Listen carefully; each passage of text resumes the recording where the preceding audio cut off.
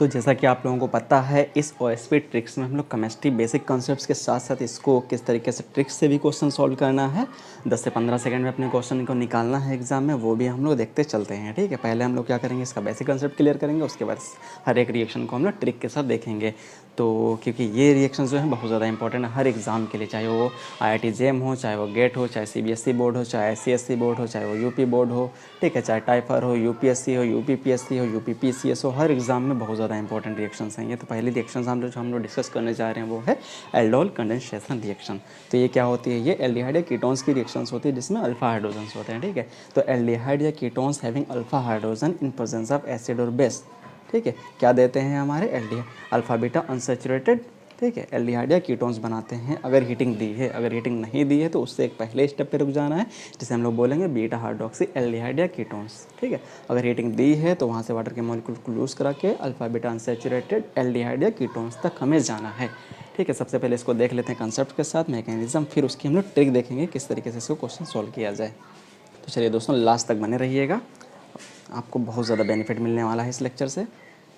तो जान लेते हैं पहले अल्फ़ा हाइड्रोजन्स क्या होते हैं। ठीक है, मान लेते हैं कि कोई हमारा कंपाउंड है। ठीक है, ये तो यहाँ पे जो कार्बोनिल अटैच्ड है, ये कार्बोनिल हो गया, उसके बगल वाला कार्बन क्या होना चाहिए, sp3 हाइब्रिडाइज्ड कार्बन होना चाहिए।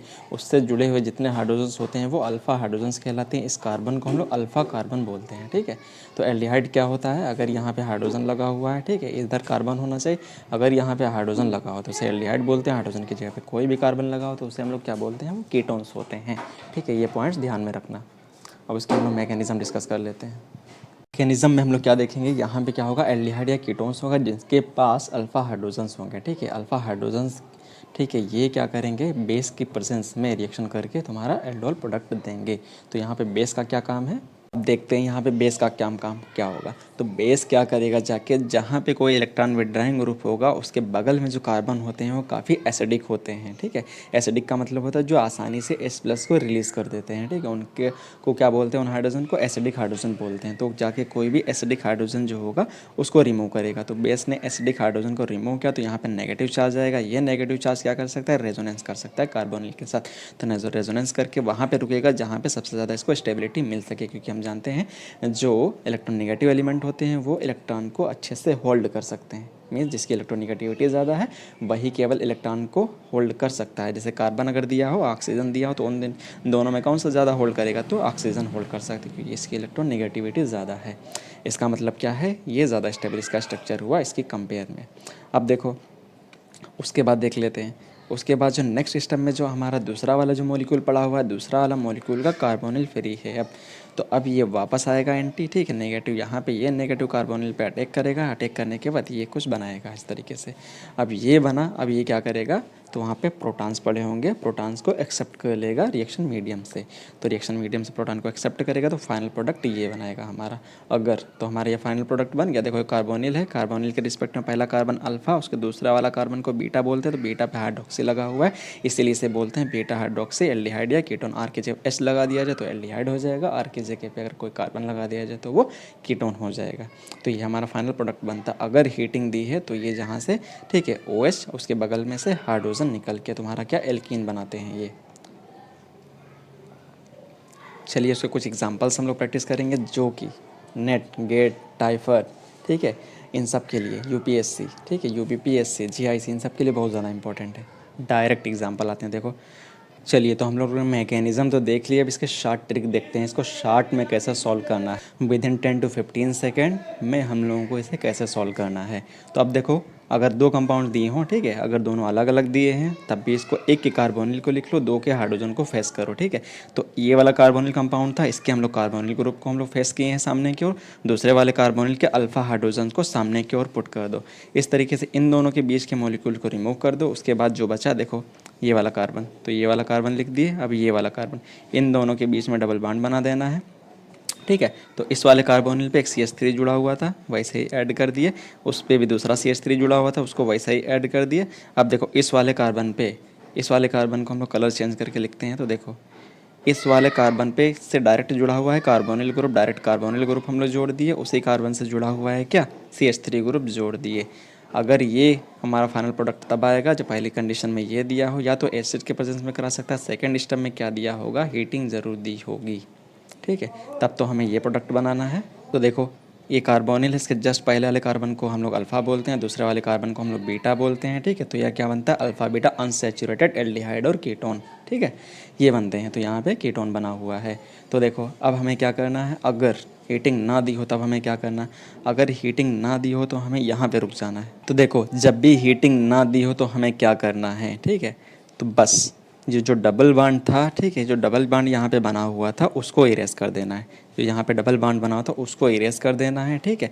अब जिसका कार्बोनिल यूज़ हुआ था उस पर OH लगा देना है, ठीक है, जिसका कार्बोनिल यूज़ हुआ था वहाँ पे OH लगा देना है, ठीक है, और जिस वाले का कार्बन ने अटैक किया था वहाँ पे हाइड्रोजन लगा देना है।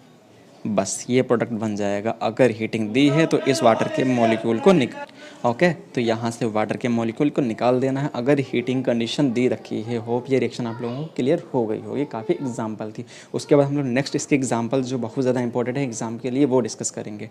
चलिए अब थोड़ा स्पीड में इन रिएक्शंस को करते हैं। देखिए अल्फा हाइड्रोजन कहाँ पे है, तो अल्फा हाइड्रोजन हमें दिख रहा है यहाँ पे। क्या अल्फा हाइड्रोजन है, नहीं, तीनों के तीनों कार्बन लगे हुए, एक भी हाइड्रोजन नहीं अल्फा पोजीशन पे। ये अल्फा पोजीशन होती है ये, तो यहाँ पे कार्बन जुड़ा हुआ जो कि दिखाया नहीं गया, तो 3 हाइड्रोजन यहाँ पे। इन कार्बन को क्या हाइड्रोजन को अल्फा हाइड्रोजन बोलेंगे। बेस है, बेस की प्रेजेंस में दोनों कंडेंस होंगे। एक के क्या करना है, दोनों के हाइड्रोजन को रिमूव कर देना है, एक के कार्बोनिल को, इन दोनों को आपस में जोड़ दो, ठीक है, जोड़ दिए। उसके बाद जोड़ने के बाद मान लेते हैं अगर हीटिंग नहीं कंडीशन दी है तो इस डबल बॉन्ड को तोड़ना है, वहाँ पे एक हाइड्रोजन एक OH लगा देना है जो कि फाइनल प्रोडक्ट हमारा दिया हुआ है। अगर यहाँ पे हीटिंग दी हुई है तो फाइनल प्रोडक्ट हमारा ये बन जाएगा। उसी तरीके से ये बहुत ज़्यादा इंपॉर्टेंट है, वेरी वेरी इंपॉर्टेंट, इसको टिक कर लो। एस यहाँ पे बेस ना देके एसिड दे दिया गया, इसका मतलब कार्बोनिल कंपाउंड है, अल्फा पोजिशन पे हाइड्रोजन है, तो दोनों ही क्या करेंगे, सेम मॉलिक्यूल्स दोनों ही आपस में कंडेंस करेंगे, ठीक है। तो इसको हम लोग कंडेंस कराते हैं। तो देखो इसका सेम मॉलिक्यूल दूसरा वाला हम लोग इस तरीके से लिख सकते हैं, इसके एक के हाइड्रोजन को फेस कराना है, ठीक है, दूसरे के कार्बोनिल को फेस कराना है। तो दोनों के कार्बोनिल को फेस करा दिए। यहाँ पे देखो एक का कार्बोनिल निकाल देना, दूसरे के हाइड्रोजन को निकालना, दोनों के बीच में डबल बॉन्ड को क्रिएट कर देना है, तो फाइनल प्रोडक्ट ये हो जाएगा। अब इधर देखो इसके अल्फा पोजीशन में इधर ऑक्सीजन लगा हुआ, जहाँ पे अल्फा हाइड्रोजन नहीं है, ये केवल अल्फा हाइड्रोजन से, दोनों को फेस कराओ, दूसरे के कार्बोनिल को इधर लाओ, ठीक है, दोनों के कार्बोनिल को इधर लाओ। तो इस तरीके से इसका हम लोग फाइनल प्रोडक्ट इस तरीके से कुछ बना देंगे, ठीक है। 2 के हाइड्रोजन, 1 के कार्बोनिल को यहाँ से निकाल दो, दोनों के बीच में डबल बॉन्ड बना दो, फाइनल प्रोडक्ट हमारा ये बन जाएगा। उसी तरीके से ये एल्डिहाइड दिया हुआ है, सेम है, बेसिक कंडीशन दी हुई है, बेस की कंडीशन में क्या करना है, अल्फा बीटा अनसैचुरेटेड कंपाउंड बना देना है। सेम यहाँ पे तुम्हारा क्या दिया हुआ है, एसिटोफिनॉन दिया हुआ है, ठीक है। एसिटोफिनॉन में भी यही करना है, यहाँ पे अल्फा हाइड्रोजन 2-2% है, दूसरे वाले के कार्बोनिल को लाओ, जोड़ दो। चलिए तो होप एल्डोल कंडेंसेशन क्लियर हो गई। उसके बाद हम लोग जो दूसरी नेम रिएक्शन डिस्कस करने जा रहे हैं वो है क्रॉस एल्डोल या मिक्स्ड एल्डोल, ठीक है। अब क्रॉस एल्डोल का सबसे पहला एग्जांपल आ जाता है, नेम्ड रिएक्शन बन जाती है जिससे क्लेजन स्मिथ रिएक्शन बोलते हैं। वेरी वेरी इंपॉर्टेंट रिएक्शन, ठीक है, बहुत ज़्यादा इंपॉर्टेंट है हर एग्जाम के लिए ये। तो देखो ऐसे एल्डिहाइड कीटोन्स जिसमें अल्फा हाइड्रोजन नहीं होते हैं, ठीक है, ठीक है, तो इसमें क्या होगा, एक ऐसा मॉलिक्यूल होगा जिसके पास अल्फा हाइड्रोजन प्रेजेंट होना चाहिए, दूसरा क्या होगा जिसके पास अल्फा हाइड्रोजन नहीं होना चाहिए, ठीक है। तो होता क्या है, तो जिसके पास अल्फा हाइड्रोजन्स होते हैं उसका हमें न्यूक्लियोफाइल बनाना है, जिसके पास अल्फा हाइड्रोजन नहीं है उस पर अटैक कराना है, ठीक है। तो डायरेक्ट हम लोग ट्रिक तो जानते ही हैं क्या करना है, तो जिसका कार्बोनिल यूज़ कराना उसके कार्बोनिल को सामने रख दो, जिसके हाइड्रोजन्स यूज़ कराना उसके हाइड्रोजन्स को फेस करा दो कार्बन के। इस तरीके से हम लोग कुछ कर सकते हैं, ठीक है। तो इस कार्बन के दोनों हाइड्रोजन को इसकी ओर फेस करा दो, ठीक है। और बाकी क्या बचा, एक हाइड्रोजन उस पर वैसे लगा रहने दो, दूसरा CHO है, तो यहाँ से क्या करना है, वाटर के मॉलिक्यूल को निकाल देना है। तो ये हम लोगों का सिनेमल्डिहाइड बन जाएगा, ठीक है।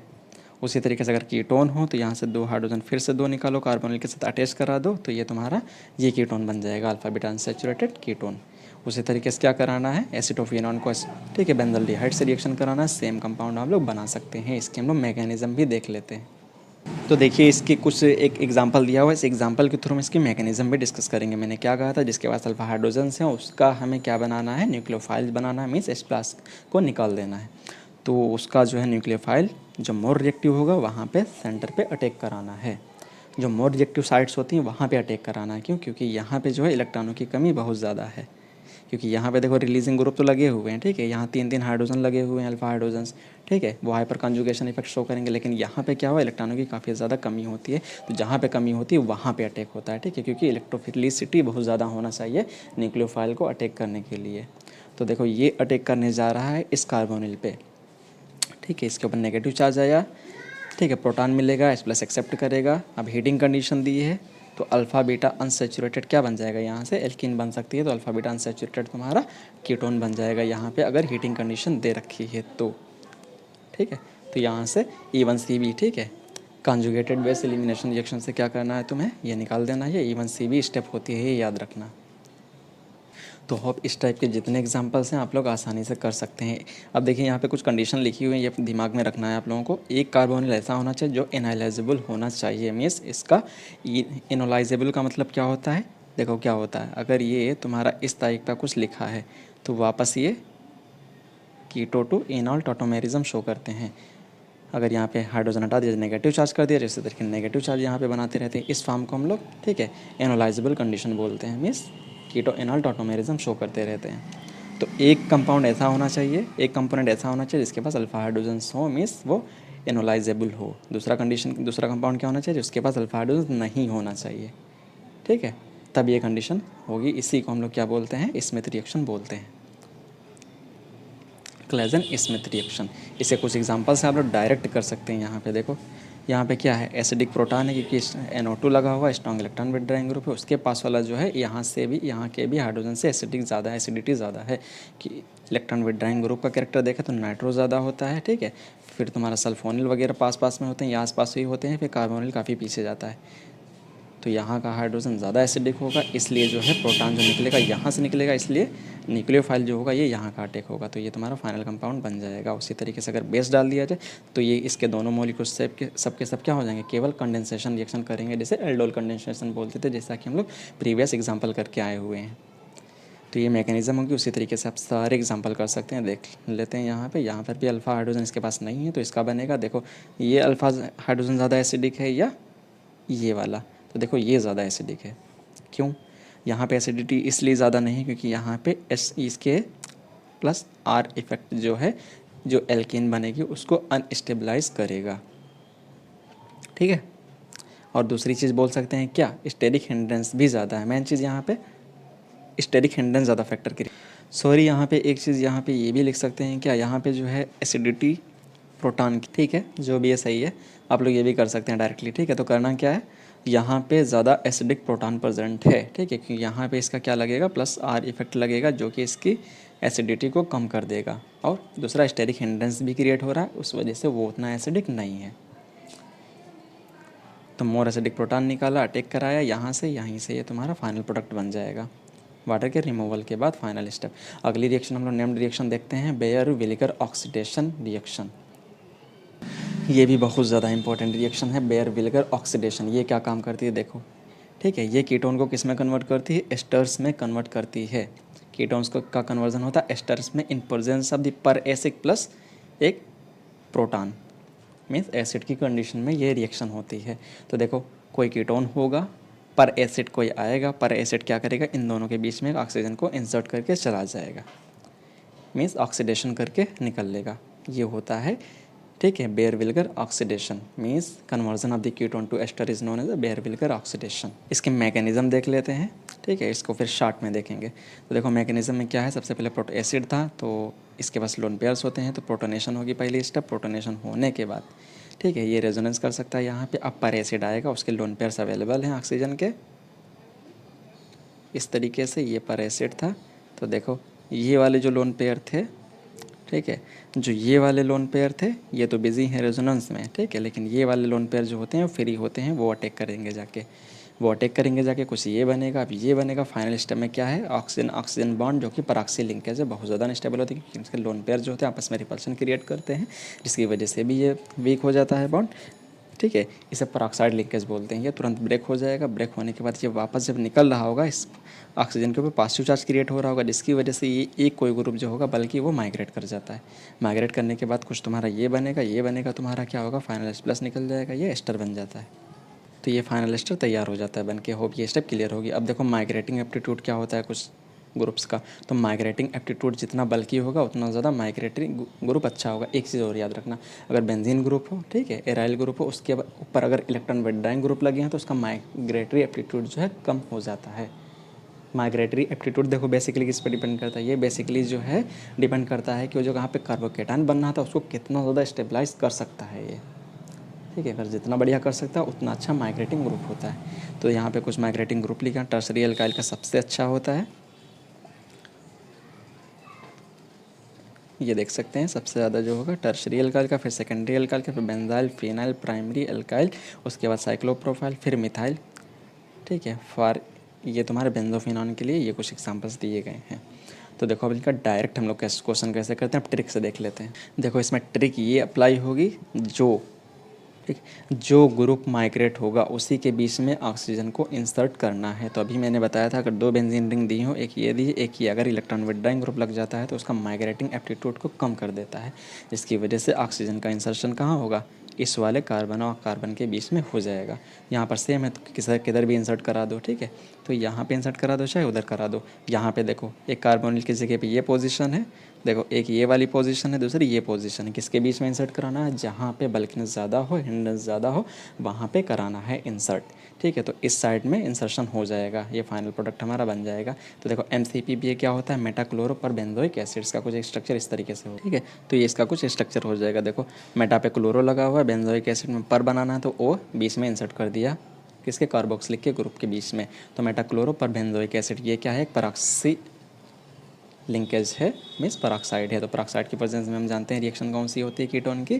ठीक है, यही वाली बेयर विल्गर ऑक्सीडेशन हो जाएगी। यहाँ पर भी सेम एग्जांपल है, जिधर बल्कनेस है वहाँ इंसर्ट करा दो, जिधर इसमें तो किधर भी करा सकते हैं। ठीक है, उसी तरीके से यहाँ जब स्ट्रेंड रिंग हो तब किधर कराना है, देखो यहाँ पे तो सेम कंडीशन है, पोजीशन भी सेम है, तो कोई प्रॉब्लम नहीं है यहाँ पे, चाहे इधर करा दो चाहे उधर करा दो, एक साइड में किधर भी करा दो। लेकिन अब देखो यहाँ पे एक पोजीशन है, यहाँ पे पोजीशन, आप किधर कराएं, वही बात है, अभी भी कोई दिक्कत नहीं है। अभी भी कहाँ, यहाँ पे देखो क्या दोनों तरफ हाइड्रोजन लगे हो, यहाँ पे एक कार्बन लगा हो, एक हाइड्रोजन लगा हो, तो बल्कनेस इधर ज़्यादा है, उधर ही इंसर्ट करा दो। ठीक है, मीन्स ये पोजीशन सूटेबल है इसके लिए।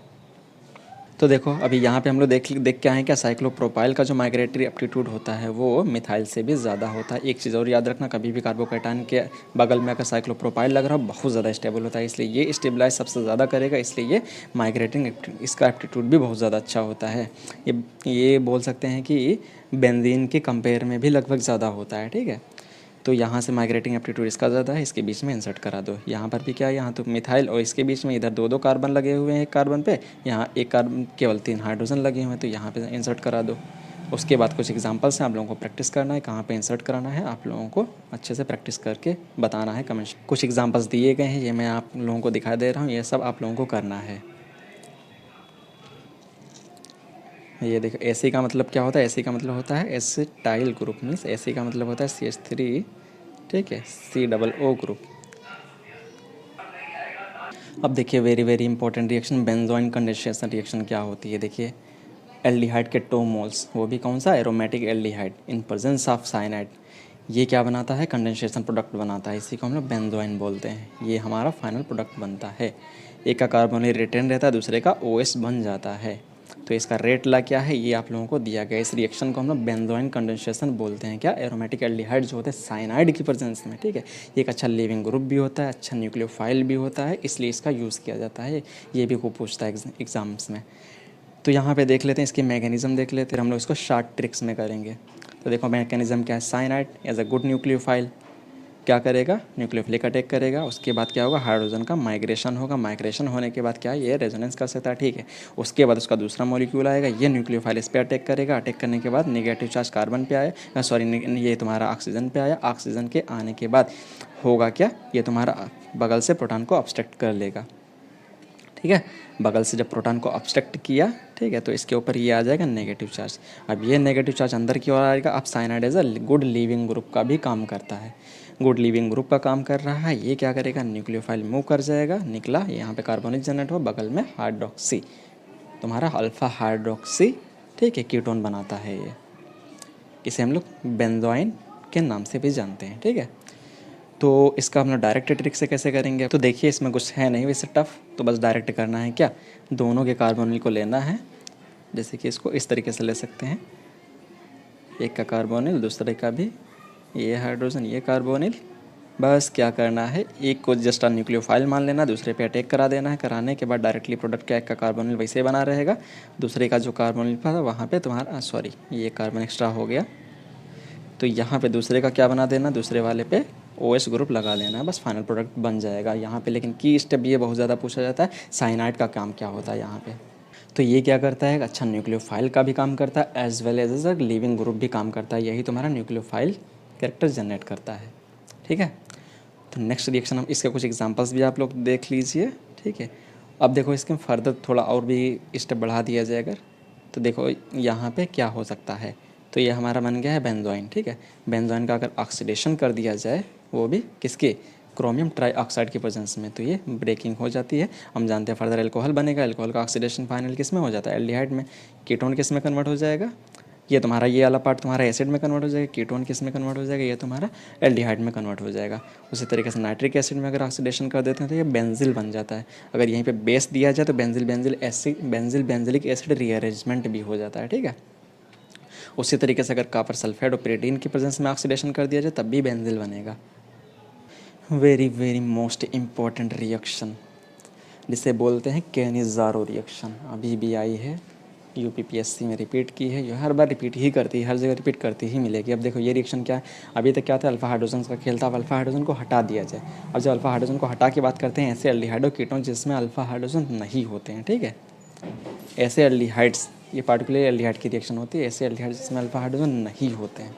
मैंने क्या बताया था, अल्फा हाइड्रोजन किसको बोलते हैं, अगर कार्बोनिल ग्रुप लगा उसके बगल वाला जो कार्बन sp3 है उस पर जितने हाइड्रोजन होते हैं उसे अल्फा हाइड्रोजन बोलते हैं। अगर वो नहीं है तो क्या, तो होता क्या है, ये जो होते हैं एसिड या बेस की प्रेजेंस में, एसिड और बेस की प्रेजेंस में, ठीक है, क्या करते हैं, सेल्फ कंडेंसेशन रिएक्शन करते हैं, या डिस्प्रोपोर्शनेशन इसका मेन टर्म सही है।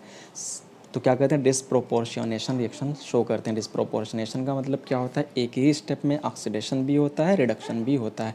एक मोलेक्युल ऑक्सीडाइज हो जाएगा, दूसरा रेड्यूस हो जाएगा, तो इसी में क्या बनता है, अल्कोहल बनता है प्लस एसिड बनता है। तो देख लेते हैं इसके कुछ एग्जांपल्स है, जैसे कि ये दिया हुआ है यहाँ पे बेंजल्डिहाइड, इसके दो मॉलिक्यूल्स बेस या एसिड के प्रेजेंस में कंडेंस करेंगे, एक मोल एसिड में कन्वर्ट हो जाएगा, दूसरा तुम्हारा अल्कोहल में कन्वर्ट हो जाएगा। एक को एसिड बना देना है, दूसरे को, ठीक है, क्या बना देना है, अल्कोहल बना देना। एक चीज़, अगर ये एसिड ना दिया हो लास्ट स्टेप में, अगर लास्ट स्टेप में एसिड ना दिया हो तो प्रोटॉन किससे जाएगा, यहाँ पे नहीं रुकेगा ये प्रोटॉन, ये किस फॉर्म में एग्जिस्ट करेगा, COO- या Na+ फॉर्म में एग्जिस्ट करेगा ये। तो एग्जाम में कभी ये ऑप्शन मिल जाए कन्फ्यूज़ करने के लिए, तो ध्यान रखना, अगर लास्ट में एसिड नहीं पड़ा हुआ है तो वो उसका साल्ट बनेगा। तो देखो इसकी मैकेनिज़्म देख लेते हैं। देखिए मैकेनिज़्म इसकी जस्ट उसी तरीके से है जैसे कि तुम्हारी बेंजोइन कंडेंसेशन की थी। बेस ने अटैक किया, ठीक है, न्यूक्लियोफाइल ने अटैक किया, ये नेगेटिव चार्ज गया, प्रोटॉन की शिफ्टिंग हुई, ठीक है, प्रोटॉन की शिफ्टिंग होने के बाद जो है ये क्या करेगा, न्यूक्लियोफाइल के तरीके से काम करेगा। देखो प्रोटॉन की शिफ्टिंग हुई, ये भागा यहाँ से, ये भागा, ये अंदर से अटैक कर देगा, अटैक करेगा, इसके ऊपर नेगेटिव चार्ज, ये प्रोटॉन जो है यहाँ पर शिफ्ट हो जाएगा। तो फिर से देखो क्या हुआ, तो ये न्यूक्लियोफाइल ने यहाँ अटैक किया, ये नेगेटिव चार्ज यहाँ आया, ये अंदर की ओर आएगा, प्रोटॉन को भगाएगा, प्रोटॉन भागा, ठीक है, ये प्रोटॉन कहाँ पे अटैक करेगा, जाके यहाँ पे, ये नेगेटिव चार्ज उस पर आ जाएगा। उसके बाद अब ये क्या करेगा, क्योंकि ये बेस के तरीके से काम कर रहा है, ये क्या बन रहा है, कार्बोक्सिलिक एसिड टाइप का बनना है, ठीक है, क्योंकि एसिड होते हैं, H+ डोनर होते हैं, आसानी से H+ रिलीज़ करेंगे, ये बेस इसका अब्स्ट्रक्ट कर लेगा, तो इसलिए फाइनल ये इस फॉर्म में एग्जिस्ट करता है, ये इस फॉर्म में एग्जिस्ट करता है। वर्कअप करते हैं जब एसिड डाल देते हैं तो हमारा फाइनली ये स्टेप, ठीक है, बन जाती है। तो देखो इसका, अब यहाँ पे एक चीज़ इंपॉर्टेंट ये है कि ये जो रिएक्शन है थर्ड ऑर्डर की रिएक्शन होती है, ये पॉइंट ध्यान में रखना। ये कौन से ऑर्डर की होती है, सेकंड नहीं होती बल्कि थर्ड ऑर्डर रिएक्शन होती है, ठीक है। इसी के साथ एक बीच में मिस करते हुए हम लोग क्रॉस कैनिज़ारो के साथ साथ क्रॉस कैनिज़ारो भी देख लेते हैं। क्रॉस कैनिज़ारो में क्या होगा, दो मॉलिक्यूल्स होंगे, वो भी दोनों अलग अलग टाइप के होंगे, ठीक है। एक अगर बेंजल्डिहाइड है, इसके पास भी अल्फा हाइड्रोजन है, दूसरे के पास भी अल्फा हाइड्रोजन है। देखो इसमें एसिड किसका बनना है, बहुत ज़्यादा इंपॉर्टेंट रिएक्शन है।